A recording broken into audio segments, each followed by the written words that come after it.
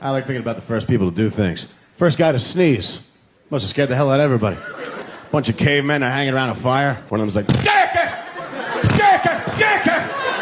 Dickie! The truck's gone mad! You start killing him with rocks. Ah! I was sitting next to this old lady on a bus. She sneezed like a half hour. Just, Dickie! Like, oh, bless you. Dickie! Ah! Ah! Bless you. Dickie! Shut the fuck up! Dickie! Dickie! Dickie!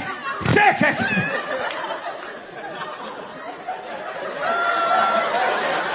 Wow! Dickie! Ah! Somebody shoot me, please! Ever happened to you? Did you ever sneeze like 10 times in a row? Think you're gonna crap your pants? Dickie! Dickie! Dickie! Dickie! Dickie! Oh! Help! Help!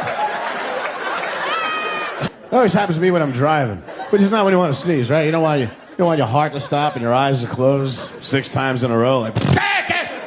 Take it! Oh, fuck! Take it! I'm like 4 lanes over. What happened? Hey.